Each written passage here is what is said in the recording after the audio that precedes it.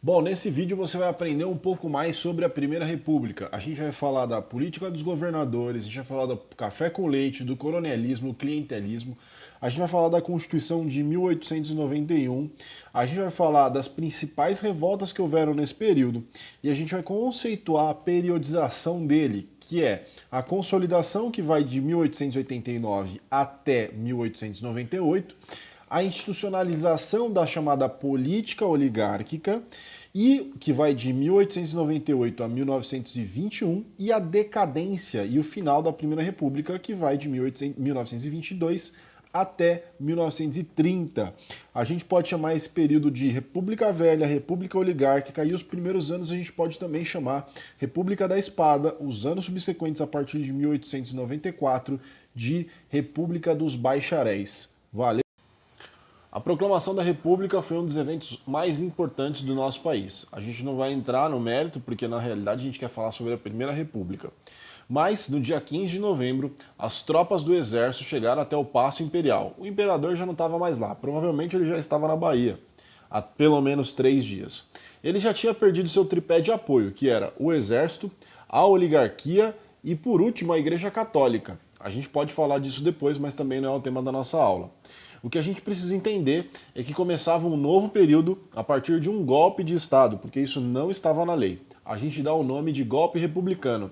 E a gente vai falar agora do período de 1889 até 1930.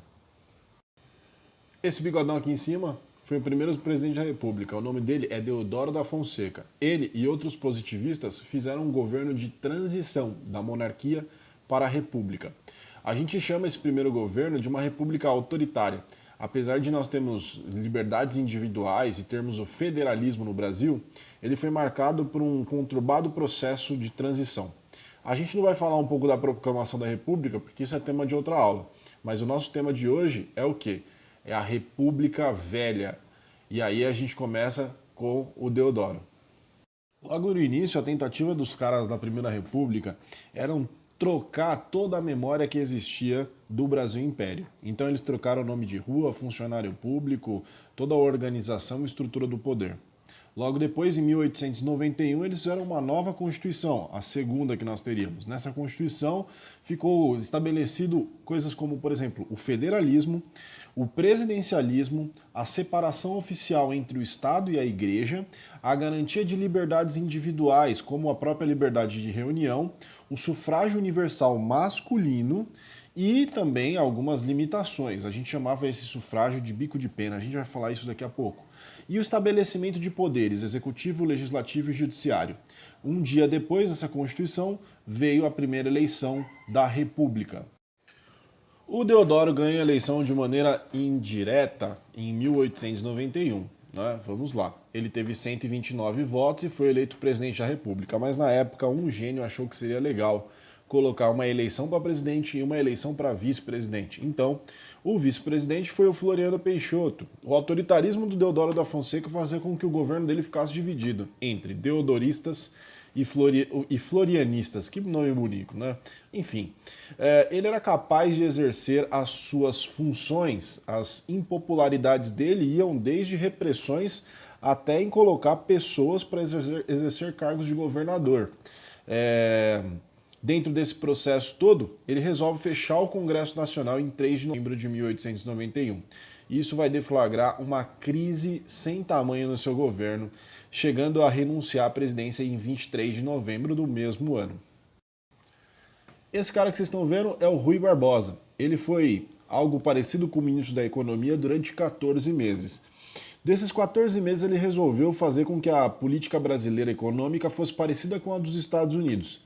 Então, para isso, o Brasil precisava se industrializar.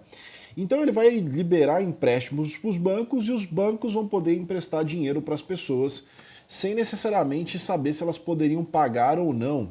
Os bancos emprestaram um volume gigantesco de dinheiro para a população e a boa parte desses empréstimos pagos, o que acabou ocasionando uma das maiores crises bancárias. Para salvar os bancos, como sempre, o governo desembolsa um dinheiro absurdo e paga isso com títulos de dívida pública, o que faz com que o Brasil entre numa crise desvalorizando a sua moeda, uma crise monetária absurda. Bom, a gente vai para a segunda etapa da Primeira República, que vai de 1828 até 1921. Nessa etapa, a gente tem a consolidação dessa Primeira República. A gente tem o estabelecimento de algumas coisas como mandonismo, clientelismo, coronelismo, política dos governadores e o café com leite. Eu vou falar a cada uma delas, começando com a política dos governadores. Nessa política, os estados eles apoiavam o governo federal em troca de recursos, enquanto o governo federal apoiava esses estados. E existia uma aliança entre o executivo e o legislativo. A gente começa a entender que os objetivos era reduzir ao máximo as disputas oligárquicas em cada estado e vai necessariamente fortalecer o poder centralizado. A figura máxima desse contexto vai ser os coronéis e a gente vai falar isso agora. Ainda falando do ponto de vista político, no Brasil existia o chamado clientelismo. Nessa charge você consegue ver aí o político levando o eleitor para votar. Você tem uma característica agrária muito forte no país. E essa característica nas eleições elas eram manifestadas pela aqueles que tinham controle da posse de terra. Então, geralmente, esse era o coronel. No Brasil, não precisava ter patente para ser coronel, muito menos diploma para ser doutor. Então, em troca de alguns interesses, esses caras votavam na pessoa e que o coronel indicava. Uma característica clara, marcante da nossa Primeira República vai ser esse voto, também conhecido como voto de cabresto. Bom, pessoal, vamos falar da parte boa da República Velha, ou da Primeira República, que é o café. O café sempre foi o maior produto de exportação do Brasil desde o século XIX. E o café vai influenciar na política brasileira também. Os estados de Minas e São Paulo, que eram os maiores produtores de café e de leite, fazem um acordo em 1913, esse acordo é chamado de Repacto de Ouro Fino, em que eles lançariam candidatos de São Paulo e de Minas Gerais. Acontece que no Brasil não existiam partidos nacionais, eram partidos estaduais.